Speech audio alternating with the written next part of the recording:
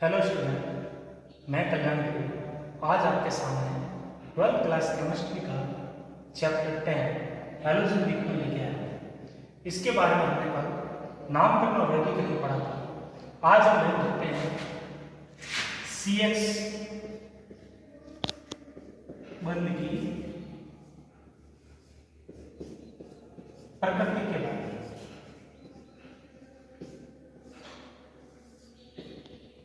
इससे संबंधित बोर्ड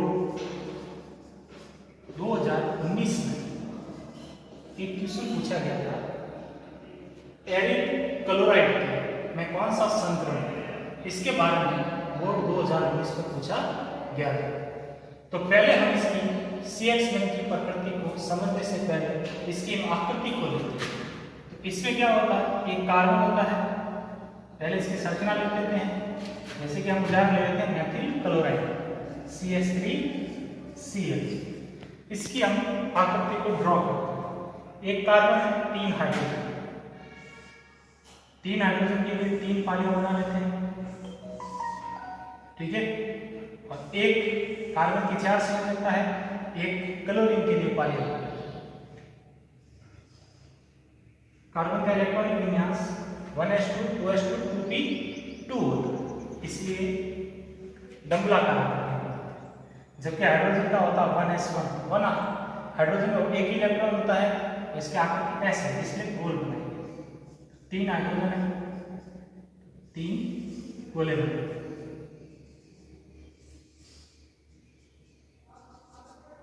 जबकि एक क्लोरीन है, क्लोरीन का इलेक्ट्रॉनिक विन्यास होता है 1s2 2s2 2p6 3s2 3p5, यानी लास्ट इलेक्ट्रॉन 3p5 में प्रवेश कर रहा है, इसलिए इसकी p आकृति है। तो p आकृति कैसी होती है, डबलाकार होती है, इसलिए वापस इसकी हम डबलाकार आकृति बनाएंगे। इसमें जो कार्बन है वो 3 हाइड्रोजन से सिग्मा सिग्मा सिग्मा और एक क्लोरीन से सिग्मा, 4 सिग्मा बॉन्ड से जुड़ा रहता है।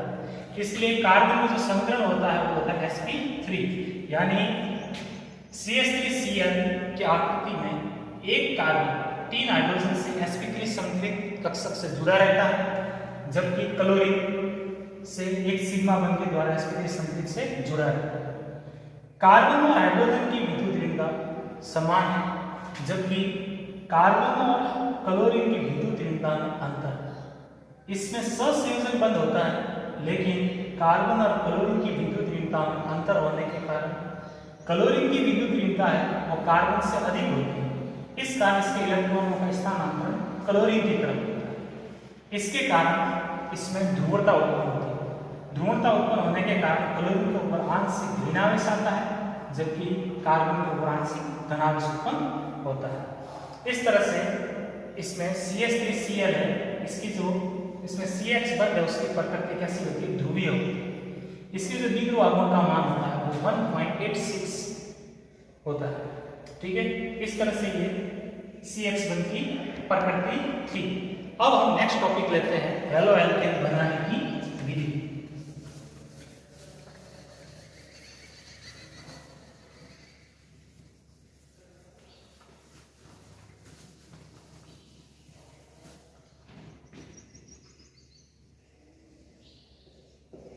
हेलो एल्केन बनाने की विधियां।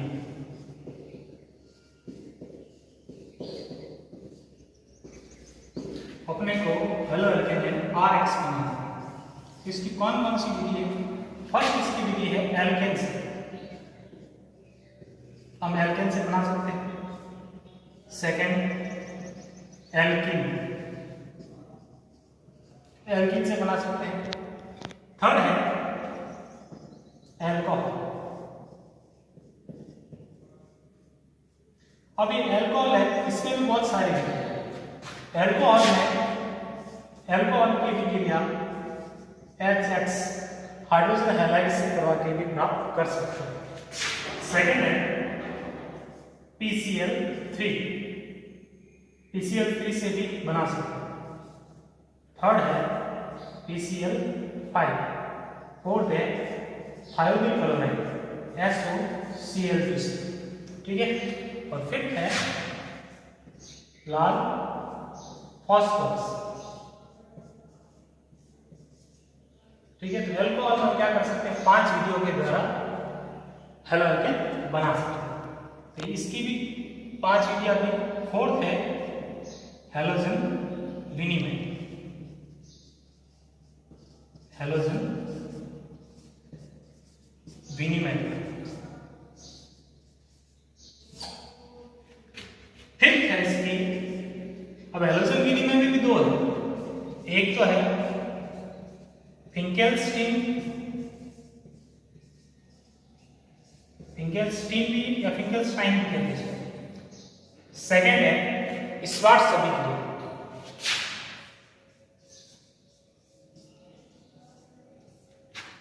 पांचवी है वुन्स-डीकर अभिक्रिया,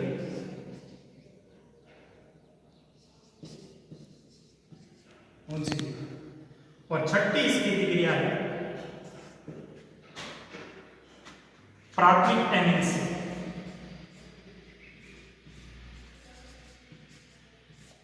इस तरह से हैलोएल्केन बनाने की 6 विधियां। अब हम क्या करेंगे, एक एक को लेंगे। तो पहला है एल्केन से, एल्केन से देखो, एल्केन से हम हैलोएल्केन किस तरह से बनाते हैं। तो एल्केन का पहले formula methane, ethane, propane, butane, pentane, hexane, heptane, octane, non, decane, इसमें बहुत सारे हैं। उसमें से हम लेते हैं मेथेन, जिसका फॉर्मूला होता है CH4, ठीक है। इसकी क्रिया, अब अपने को हैलोएल्केन बनाना है, तो इसकी क्रिया अपने को हैलोजन से बनाना है। जैसे कि हम लेते हैं क्लोरीन, जिसका सूत्र होता है Cl2। ये सूर्य के प्रकाश की उपस्थिति में, यानी H में, सूर्य की प्रकाश की उपस्थिति में इसमें जो कार्बन के जो 4 हाइड्रोजन है, इसका इस क्लोरीन के एक परमाणु से प्रतिस्थापन होता है। एक अणु निकलता है, तो पहले एक अणु निकलेगा, तो ये हो जाएगा CH3, एक हाइड्रोजन निकल जाएगा, एक क्लोरीन जुड़ जाएगा, हो जाएगा CH3Cl, साथ में हो जाएगा HCl। एक हाइड्रोजन निकला और एक यहाँ से क्लोरीन, ठीक है। तो यहाँ से H और ये Cl, HCl बन जाएगा और एक क्लोरीन इसके साथ जुड़ जाएगा, बन जाएगा प्राथमिक हैलाइड बन जाएगा, जिसका नाम हो जाएगा मैथिल क्लोराइड, या आयुर्वेद नाम है हो जाएगा क्लोरोमेथेन। या तो और भी क्रिया करता है, ये मैथिल क्लोराइड है, ये मैथिल क्लोराइड CH3Cl एक क्लोरीन के और से क्रिया करेगा और बनाएगा CH2Cl2, यानी 3 हाइड्रोजन में से एक हाइड्रोजन और क्लोरीन के द्वारा प्रतिस्थापित हो जाएगा, तो पीछे रह जाएगा CH2 और क्लोरीन एक के हो जाएंगे 2, हो जाएगा CH2Cl। अब एक हाइड्रोजन निकला है और एक क्लोरीन रहा है, ये मिलकर बन जाएगा HCl। इस तरह से बन जाएगा मैथिल क्लोराइड। अब ये जो बना है CH2Cl, एक और क्लोरीन से क्रिया करेगा और एक और हाइड्रोजन का ट्रांसफर हो जाएगा, तो हो जाएगा CHCl3 और साथ में बन जाएगा HCl, जिसका नाम है क्लोरोफॉर्म, ठीक है। अब ये क्लोरोफॉर्म बना है CHCl3, और हाइड्रोजन से क्रिया करेगा तो बन जाएगा CCl4, यानी एक और हाइड्रोजन ट्रांसफर हो जाएगा, तो 4 क्लोरीन हो जाएंगे, तो हो जाएगा CCl4 और हाइड्रोजन और क्लोरीन मिलकर बन जाएगा HCl। इस विधि के द्वारा Maithil chloride, methylene chloride, chloroform और कार्बन टेट्रा क्लोराइड 4 तरह के व्युत्पन्न बने, ठीक है। तो इस तरह से इसमें क्या होता है, सबकी अशुद्धियां होती है। अब दूसरी विधि लेते हैं एल्कीन से, ठीक है। तो अब एल्कीन से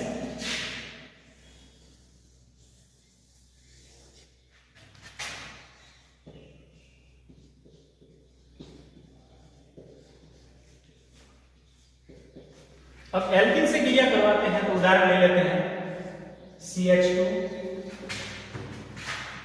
CH2 double bond CH2। Alkene है, इसका मतलब डबल बॉन्ड होगा, ठीक है। तो CH2 डबल बॉन्ड CH2। अब इसकी क्रिया अपने को किससे करवानी है, हाइड्रोजन हैलाइड से, हाइड्रोजन हैलाइड से करवाएंगे तो डबल बॉन्ड टूटेगा तो दोनों तरफ कार्बन की संख्या बराबर है, एक जगह हाइड्रोजन आ जाएगा, एक तरफ हैलोजन आ जाएगा, तो हो जाएगा CH3Cl। ये बॉन्ड जैसे रिलीज होगा यहाँ से तो दोनों तरफ बराबर, इसलिए दोनों तरफ बराबर बॉन्ड रिलीज होगा, दोनों तरफ एक इस तरह से इसमें भी बॉन्ड टूटेगा तो एक तरफ हाइड्रोजन चला जाएगा तो CH2 का क्या हो जाएगा, CH3 हो जाएगा। इसी तरह से ये जो क्लोरीन है, सॉरी हैलोजन है, ये हैलोजन इससे जुड़ेगा तो हो जाएगा CH2 ये हो जाएगा, ठीक है। इससे जुड़ा दिया क्या हो गया CH3 और X से जुड़ा दिया हो जाएगा CH2X, ठीक है। दो कार्बन का लेके हम ज्यादा कार्बन वाले लेते हैं, जैसे कि CH3 CH double bond CH2। अब हम क्या करते हैं, उदाहरण लेते हैं, हाइड्रोजन हैलाइड में हाइड्रोजन क्लोराइड ले सकते हैं, हाइड्रोजन ब्रोमाइड ले सकते हैं, ठीक है, HCl ले सकते हैं, HI ले सकते हैं, HBr ले सकते हैं और HCl ले सकते हैं, इनमें से कोई भी ले सकते हैं। इनकी जो क्रियाशीलता का जो क्रम होता है वो सबसे अधिक क्रियाशील होता है हाइड्रोजन आयोडाइड, उसके बाद है हाइड्रोजन ब्रोमाइड, उसके बाद है hydrogen chloride. HI greater than HBr greater than HCl, ठीक है। तो इनमें से कोई भी ले सकते हैं, जैसे कि हम लेते हैं HBr लेंगे तो बन जाएगा, अब देखो इसमें से बॉन्ड रिलीज होगा और इसके बीच का भी बॉन्ड रिलीज होगा तो कहां पर हाइड्रोजन जुड़ेगा और कहां पे ब्रोमीन जुड़ेगा। तो देखो हाइड्रोजन ब्रोमीन की विद्युत ऋणता में ब्रोमीन की विद्युत ऋणता अधिक है, इससे अधिक विद्युत ऋणी उस कार्बन से जुड़ता है जिसकी विद्युत ऋणता, यानी जिसपे वो अधिक विद्युत ऋणी उससे जुड़ता है जिसपे जुड़े कार्बन में हाइड्रोजन की संख्या कम हो। ये मार्कोनिकॉफ नियम के अकॉर्डिंग जुड़ेगा। तो Br तो जुड़ जाएगा, बीच में ये बॉन्ड टूटेगा और हाइड्रोजन जुड़ जाएगा CH2 से, तो हो जाएगा CH3, यहाँ पे Br जुड़ा तो यहाँ हो जाएगा CH Br और यहाँ हो जाएगा CH3, ठीक है। इसका IUPAC नाम लिखते हैं तो क्या हो जाएगा 2 ब्रोमो प्रोपेन, ठीक है। ये सारा किससे संबंधित था, मार्कोनिकॉफ नियम से संबंधित था,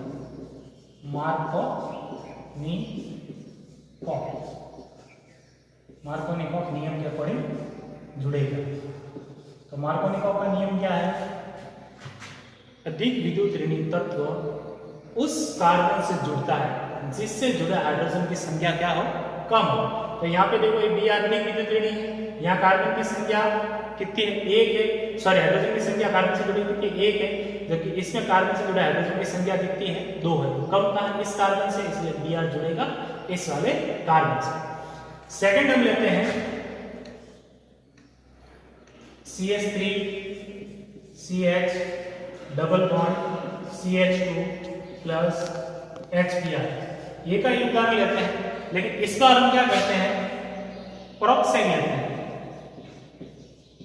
पेरोक्साइड यानी पेरोक्साइड की उपस्थिति लेते हैं। जैसे फॉर्मूला ले लेते हैं ROOR, इस कंडीशन में क्या होगा, पेरोक्साइड उपस्थित होगा तो Br इस कार्बन से नहीं जुड़ता, Br इसमें इस कार्बन से जुड़ेगा, ठीक है।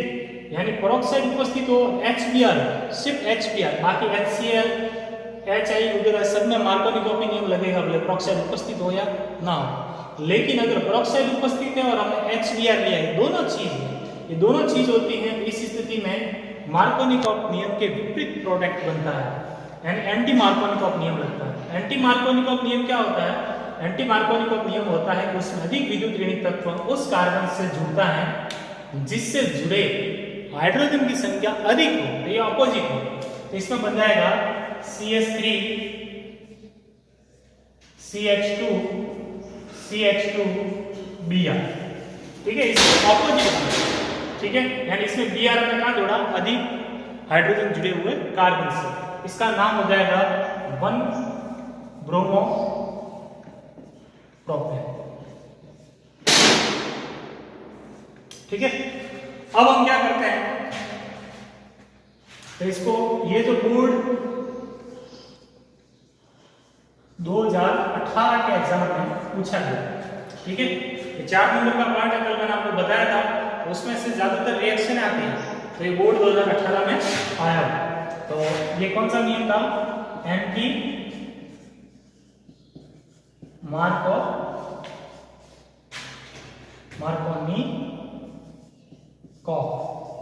एंटी मार्कोव नियम को, या दूसरा नाम इसका ह्रास प्रभाव, तीसरा इसका नाम है पेरोक्साइड प्रभाव।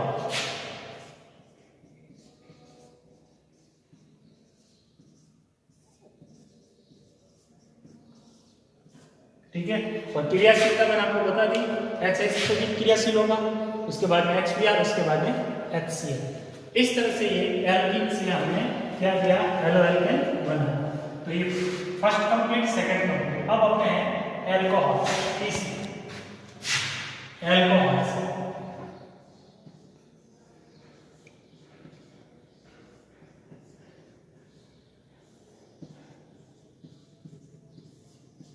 अब देखो एल्कोहल में भी बहुत सारे HX है, PCl3 है, PCl5 है, डार्सन है, SOCl2, थायमिन क्लोराइड, लाल फास्फोरस। तो पहले हम लेते हैं HX।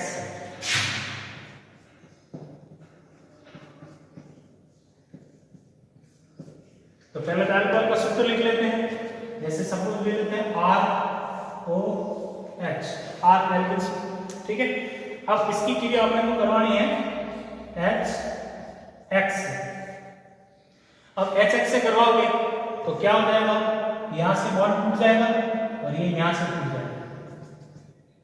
ठीक है, तो एक तो अंदर की तरफ तो मिल जाएगा, 2 हाइड्रोजन ऑक्सीजन मिलकर H2O, पीछे क्या रहा? R और X बन जाएगा RX प्लस H2O।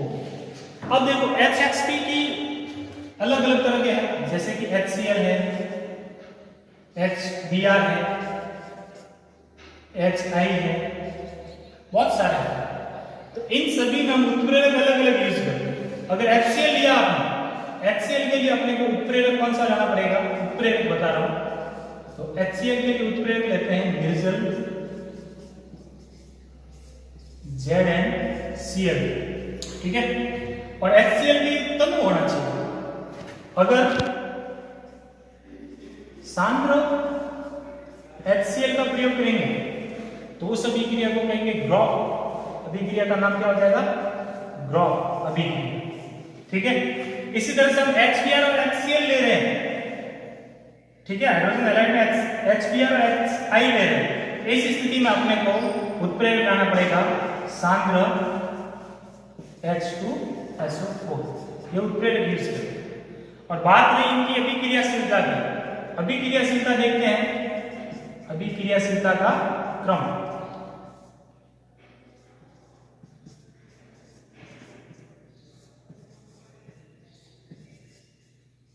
अभिक्रियाशीलता का क्रम, अभिक्रियाशीलता की बात करते हैं तो ऊपर पता है होता वही सबसे अभिक्रियाशील HI greater than HBr greater than HCl।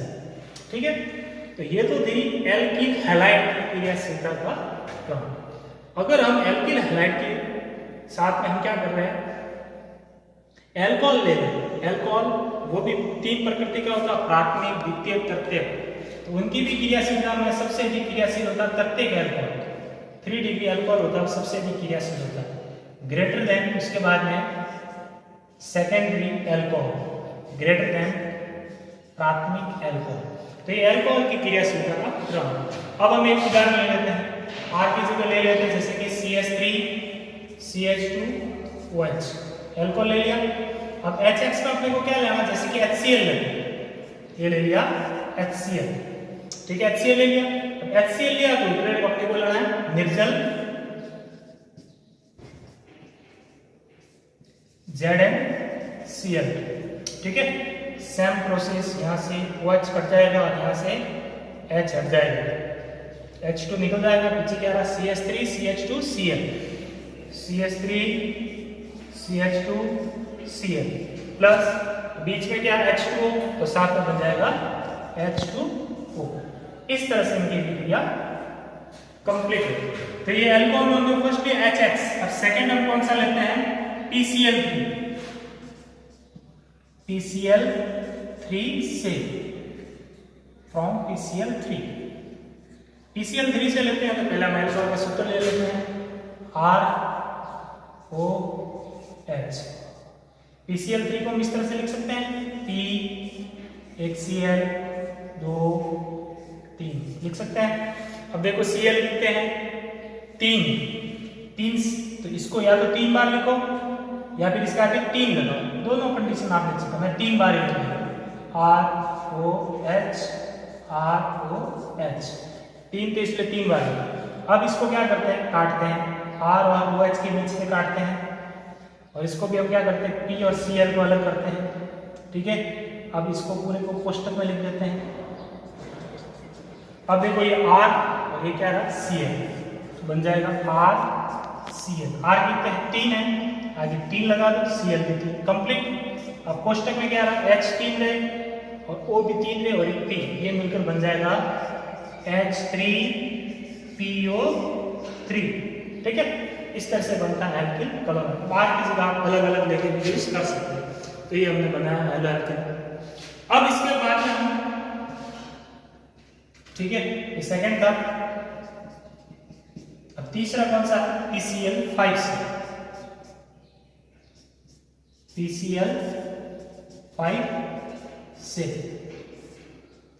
PCl5 में देखो एल्कोहल लेना है ROH प्लस इससे क्रिया करवानी है PCl5 से। इस बार हम PCl5 को इस तरह से लिख सकते हैं 1 Cl 2 Cl 3 Cl 4 Cl and 5 Cl। ठीक है, अब हम इसको क्या करते हैं? R को और इधर से Cl को हटाओ। अब यहां से देखो हाइड्रोजन और Cl ये भी आपस में क्या करेंगे? अलग हो जाएंगे। अभी भी क्या हो जाएगी? RCl, ये बना एल्किल हैलाइड या क्लोराइड। पीछे की तरफ क्या HCl तो बन जाएगा HCl।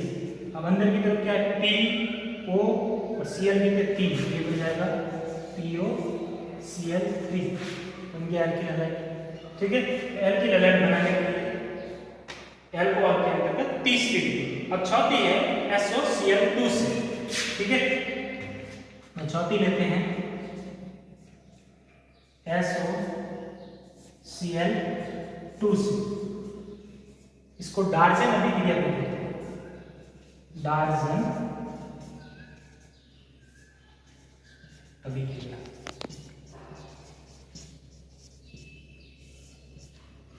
नैम रिएक्शन ज्यादातर पूछने के चांसेस ज्यादा रहते हैं। ठीक है, तो डार्जन अभिक्रिया पढ़ेंगे हम। तो इसकी हम क्या करेंगे? एल्कोहल की क्रिया ROH की क्रिया। SOCl2 से करवाना है S डबल बॉन्ड, इसके फॉर्मूले को हम खोल देते हैं SO एक Cl 2 Cl SOCl2 को हम इस तरह से लिख सकते हैं। इसमें क्या होगा? देखो R और Cl है, इसको एक तरफ से काट दो। इसी तरह से HCl है, इसको भी एक तरफ से काट दो। क्या बन जाएगा? एक तो बन जाएगा RCl प्लस बीच में क्या है? SOO यानी SO2। SO2 क्या है? गैस है, गैस रूप में निकल जाएगी। प्लस साथ में क्या बनेगा? HCl। इसमें HCl भी है, वो भी गैस रूप में निकलती है। HCl और SO2 दोनों गैस के रूप में मुक्त हो जाएंगे। पीछे क्या रहेगा? RCl एल्किल हैलाइड, जो कि शुद्ध अवस्था में अपने को प्राप्त होता है। इसलिए इस अभिक्रिया को डार्जन अभिक्रिया कहते हैं। ठीक है, तो ये इसकी एल्कोहल से अभिक्रिया में चौथी अभिक्रिया थी। अब लास्ट इसमें लेते हैं लाल फास्फोरस। ठीक है, लाल फास्फोरस की लास्ट अभिक्रिया है, चौथी है, पांचवी ROH। ठीक है, क्या लेना है? लाल फास्फोरस प्लस X2 में Br ले सकते हैं, Cl2 ले सकते हैं। ठीक है, Br को लेंगे तो क्या हो जाएगा RBr, Cl लेंगे तो हो जाएगा RCl, RCl प्लस साथ में हाइड्रोजन, फास्फोरस और ऑक्सीजन मिलकर बन जाएगा H3PO3। ठीक है, इसको संतुलित करने बन जाएगा। इस तरह से अल्कोहल बनाने की 5 विधियां थी। ठीक है, अब